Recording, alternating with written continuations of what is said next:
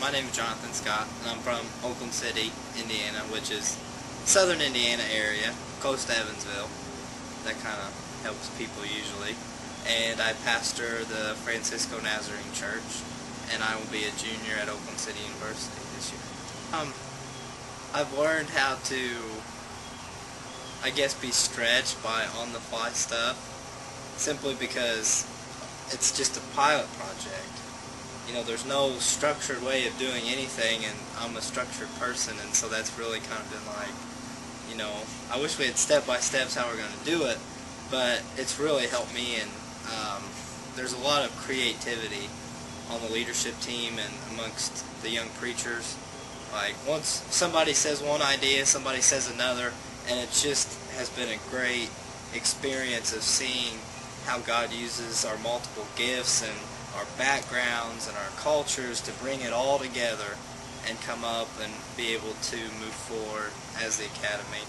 I'm very excited to see the future of it. It's hard work, and we as a leadership team have to do more, but I think it's going to take off and really make a difference. Actually, I was 15, and I was joking with my youth pastor because our youth service is coming up, and I was like, hey, you should let me preach at that. Not really wanting to preach at all, and he was, I guess, dumb enough to come back and say, hey, why don't you preach? And so I did, and kind of after that I began to deal a little bit with the call, but was unsure, and I dealt with that a few times, and I preached a little bit, and I felt it a little bit more, and then finally in the Nazarene Church we have what we call NYC, Nazarene Youth Congress. It's every 4 years, so in 2007 we went to St. Louis, and I prayed before I went on that trip, God, if you want me to go into ministry, you're going to have to confirm my call. And it was one night that one of our general superintendents was preaching, and he's preaching on surrender, and I was just praying, Lord, I'm willing to do this, and I've given it to you, and I was just kind of waiting. I didn't know what else to do, and the Holy Spirit just infilled me in a way and moved me in a way that I don't think I'll ever experience again, because I can't put it into words. And I knew from that moment that God was calling me to preach, and that's where my heart has always been in passion, and it's just kind of been a thing that after that it's just come naturally and been really enjoyable. I was inspired to go back and preach at my church. I was on cloud 9 because it was a tremendous hope for the church. My goodness, different cultures, and we were worried about, well, what if somebody says something that offends another denomination, and just the spirit that was in them. We literally had the one thing in common. We were called to preach the gospel, and that's what everybody did, and it was a phenomenal weekend. It was really a spiritual renewing and refreshing in my own life, an experience that I was needing, and as a great way to start off the school year and just be inspired to continue pursuing and continue getting better.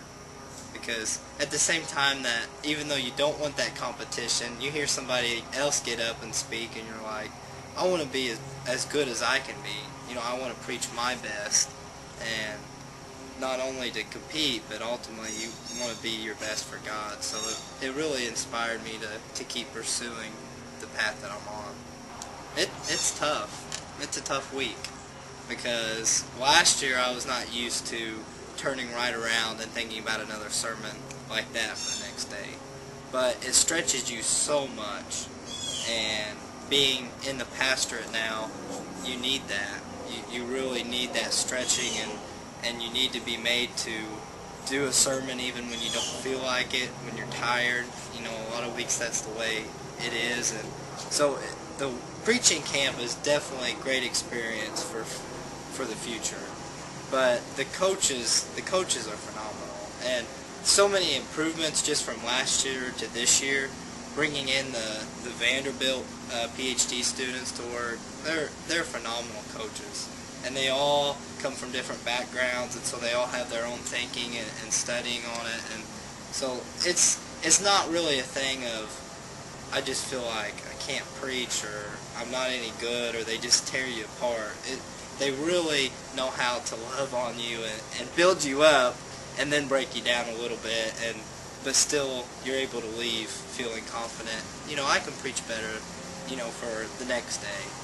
But this week's been really, really good. I've enjoyed it. First of all, I tell them, come and visit the festival. Before you do anything else, come and visit. Because one young preacher came, and she actually preached at the festival, never preaching before in her life. And I just found out this week from Dr. Moody that Sunday morning she walked the aisle at her church and went to the altar and surrendered her life to full-time ministry. And that's the power that the festival and even the preaching camps bring. So first of all, I just say, come and listen. Come and listen. I know you could come and listen to any of the camps, but if you preach a little bit and have that experience and you want to, I'd say jump right in and get that experience. Talk with others of us who've been on there.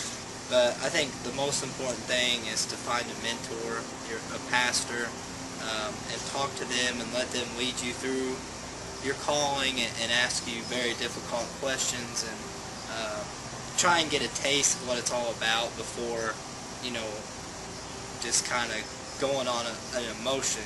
It's more than emotion that calls you.